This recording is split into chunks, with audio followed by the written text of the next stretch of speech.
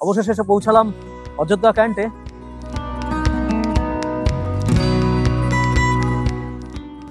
তেইশে জানুয়ারি আমি কিভাবে অযোধ্যা পৌঁছালাম, আজ সেই গল্প আপনাদের সঙ্গে শেয়ার করে নেব। সঙ্গে থাকুন, আশা করি ভালো লাগবে।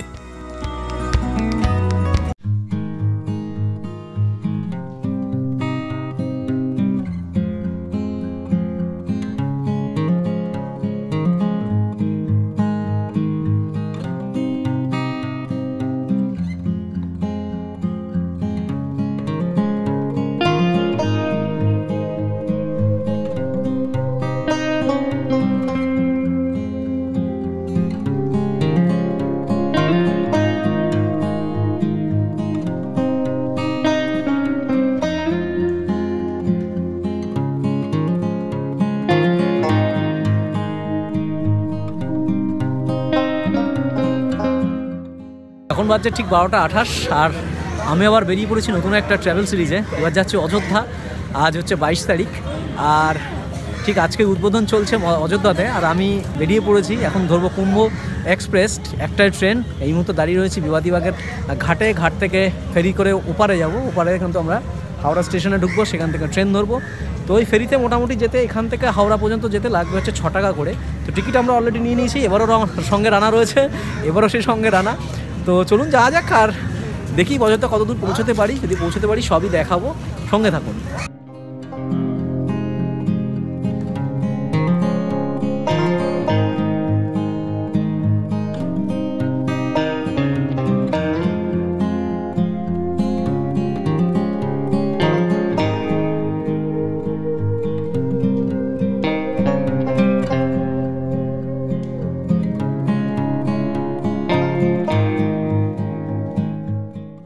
তো লঞ্চ চলে এসছে, এবার আমাদের যাওয়ার পালা।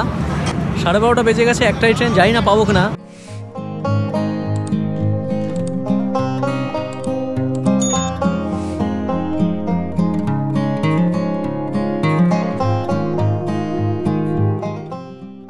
এখন বাজছে 12:40, আর ঠিক একটাই ট্রেন। রীতিমতো আমরা দৌড়চ্ছি। কুম্ভ এক্সপ্রেস অলরেডি দিয়ে দিয়েছে, জানি না পাবো কিনা, তবু চেষ্টাটা চালিয়ে যাচ্ছি। সঙ্গে থাকুন, দেখা যাক কি হয়।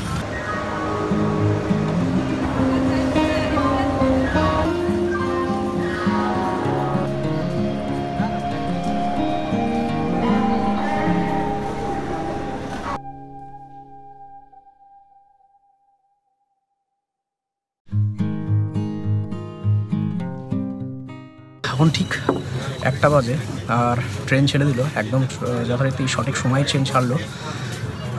প্রচুর দৌড়তে এসে হাঁপিয়ে পড়েছি, আর টিফিনও নেওয়া হয়নি। এখন দেখি কুম্ভতে তো প্যান্ট্রিকার থাকে, দেখা যাক দুপুরের খাবার ব্যবস্থা কী করা যায়। চলুন যাই, আর আস্তে আস্তে এগুলো থেকে দেখা যাক কী হয়। কারণ আমাদের ট্রেন তো অ্যাকচুয়ালি আমরা অযোধ্যা ঢুকতে পাচ্ছি না, আমরা যাচ্ছি সুলতানপুর থেকে। তারপর আমরা বিকল্প ব্যবস্থা কী পাওয়া যায় দেখব। তো আপাতত এই পর্যন্ত।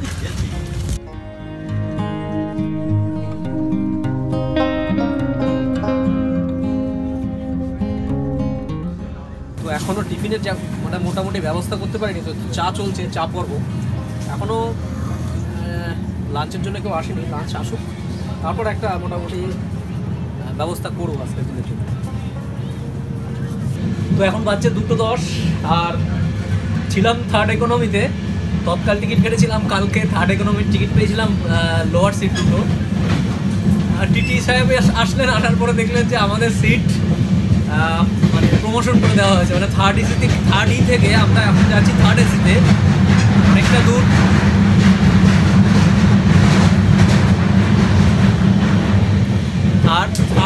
থার্ড ইকোনমি থেকে যাচ্ছি হচ্ছে থার্ড এসির দিকে, অনেকটা দূর। যে সিটে বসেছিলাম সিটটা খুব ভালো ছিল, থার্ড ইকোনমির যে কামরা সেটা সত্যি খুব সুন্দর ছিল। এখন যাই থার্ড এসির দিকে, জানি না কী অবস্থা হবে। যেটা দেখলাম সেটা হচ্ছে একটা লোয়ার সিট আর একটা বোধহয় আপার সিট আছে, একটা মিডিল সিট আর একটা লোয়ার সিট। যেখানে দুটোই লোয়ার সিট, সেখানে এখন একটা মিডিল আর একটা লোয়ার। আর 3:30টায় ঢুকছে আসানসোল। মোটামুটি আসানসোলের দূরত্ব হাওড়া থেকে 199 কিলোমিটার। মোটামুটি আপনাদের সাথে আবার কথা হচ্ছে আসানসোল গিয়ে। আপাতত এই পর্যন্তই রাখছি, থার্ড এসিতে আগে যাই, তারপরে দেখি কী অবস্থা।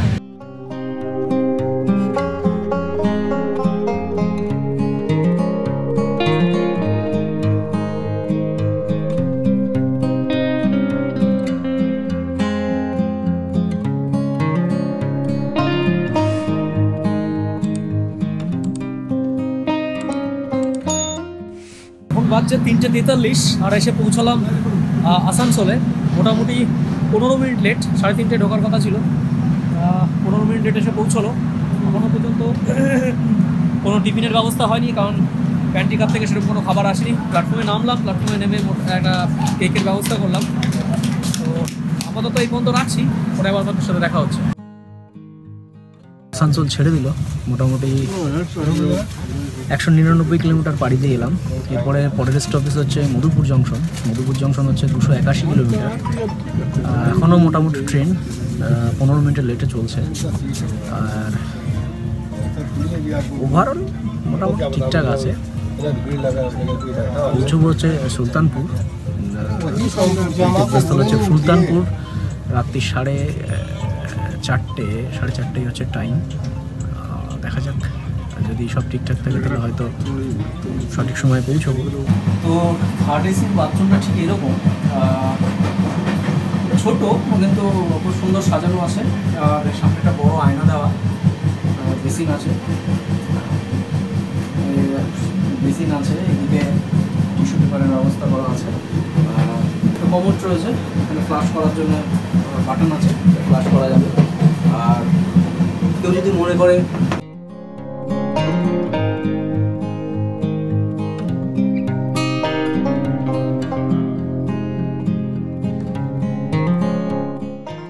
তো এখন বাজে হচ্ছে 4:55 আর এসে পৌঁছলাম মধুপুর জংশনে। আর 281 কিলোমিটার হচ্ছে মধুপুর জংশন হাওড়া থেকে। এখন মোটামুটি ট্রেন হচ্ছে 20 মিনিট লেট চলছে। আর বাইরে কিন্তু মোটামুটি ঠান্ডা শুরু হয়ে গেছে, মোটামুটি ভালোই ঠান্ডা লাগছে। আর ওয়েদারটা এখন মোটামুটি সারাদিন খুব সুন্দর রোদ ছিল, ওয়েদার খুব ভালো। আর আপাতত মোটামুটি এই পর্যন্তই, পরে আবার দেখা হচ্ছে।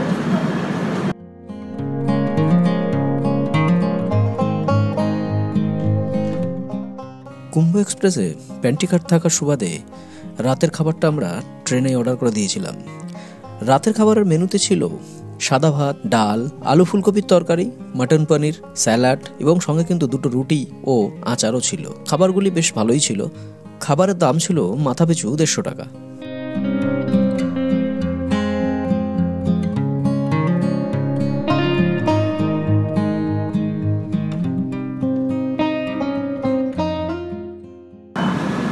তো এখন বাজছে 2:15 আর এসে পৌঁছলাম বারাণসী জংশনে। মোটামুটি 757 কিলোমিটার হাওড়া থেকে। আর ট্রেন অলরেডি আধা ঘন্টা লেট, প্রচণ্ড কুয়াশা, মারাত্মক ঠান্ডা। পরের স্টপেজ হচ্ছে সুলতানপুর। আমরা সুলতানপুর নেমে যাব, সময় হচ্ছে 4:30, কিন্তু আধা ঘন্টা ট্রেন লেট চলছে। আর প্রচণ্ড কুয়াশা, কিন্তু ঠান্ডা কিন্তু ভীষণ, প্রচণ্ড কুয়াশা। এত কুয়াশার জন্য ট্রেন একটু লেট হচ্ছে।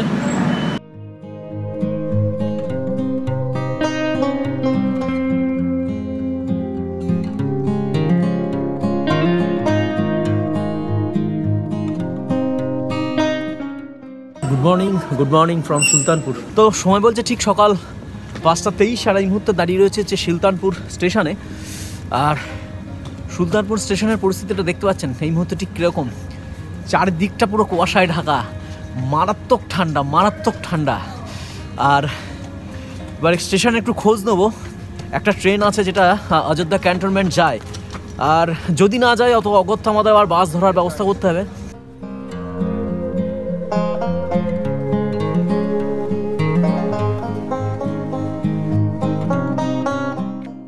তো বাজে 5:42, এখন সুলতানপুর স্টেশনে। ওয়েদারটা দেখুন একবার, মাত্র 7 ডিগ্রি, বেশি নয়। মারাত্মক ঠান্ডা, মানে হাত ফাত পুরো বড় হয়ে যাচ্ছে, মানে মারাত্মক ঠান্ডা। বসায় কিচ্ছু দেখা যাচ্ছে না। এখনো পর্যন্ত কপাল ভালো যেটা বলতে হচ্ছে সেটা হচ্ছে, ভেবেছিলাম সুলতানপুর থেকে বাই বাস যেতে হবে বা অটো করে যেতে হবে। তার কারণ সুলতানপুর থেকে অযোধ্যাগামী যতগুলো ট্রেন ছিল সবই পোস্টপোন করা হয়েছিল। তো সকালবেলা এখানে এসে দেখলাম যে না, ট্রেন চলছে। কাউন্টার থেকে টিকিটও কাটলাম, 40 টাকা করে নিল এক্সপ্রেস ট্রেন, মারওয়ার সঙ্গম এক্সপ্রেস। 7:05 এখানে ঢুকবে। আর অযোধ্যায় টাইম হচ্ছে 9:30, মোটামুটি 2.5 ঘন্টা লাগবে। যেরকম কুয়াশা, ট্রেন সব ট্রেনই খুব লেটে চলছে। এটা ট্রেনটা অলরেডি 23 মিনিট লেট। তো দেখা যাক কি হয়, পৌঁছতে পারি কিনা। এখন ট্রেন না আসা পর্যন্ত বুঝতে পারছি না যে আমরা পৌঁছতে পারবো কিনা। তবে আশা করছি পৌঁছবো, কারণ কাউন্টারতে যখন টিকিট কাটলাম আমাদেরকে কিন্তু বলা হলো যে না, কোনো অসুবিধা নেই। টিকিট আমাদের দেওয়া হলো, প্রচুর লোক ওয়েট করছে। সরাসরি অযোধ্যা, কারণ আমরা ভেবেছিলাম অযোধ্যা ক্যান্টনমেন্ট অবধি যেতে পারবো, তো দেখলাম না, সরাসরি অযোধ্যা পর্যন্ত টিকিট দেওয়া হলো, অযোধ্যা পর্যন্ত যেতে পারবো। তো কি হয় না হয় জানাচ্ছি, সম্পূর্ণ ইনফরমেশনটা দেবো যত সময় না অযোধ্যা পৌঁছে। তো এখন বাজছে 8:05, আর এত সময় পর ট্রেন এলো। প্রচণ্ড কুয়াশার কারণে কিন্তু 1.5 ঘন্টা ট্রেন লেট। সবে ট্রেন দিয়েছে, এখন ট্রেন ছাড়েনি। আর তো চলুন যাওয়া যাক, অযোধ্যা ক্যান্টে গিয়ে নামবো। এখান থেকে মোটামুটি 1 ঘন্টা, এখান থেকে মোটামুটি 1.5 ঘন্টা লাগবে, 56 কিলোমিটার রাস্তা। তো আপনাদের সাথে দেখা হচ্ছে অযোধ্যা ক্যান্টে গিয়ে। এখনও পর্যন্ত এত কুয়াশা আর এত ঠান্ডা, মানে দাঁড়ানো যাচ্ছে না বাইরে। অবশেষে এসে পৌঁছালাম অযোধ্যা ক্যান্টে। অযোধ্যা পৌঁছানোর গল্প আমি এখানেই শেষ করছি। এই পুরো ট্রেন জার্নিটা আপনাদের কেমন লাগলো কমেন্ট করে জানাবেন।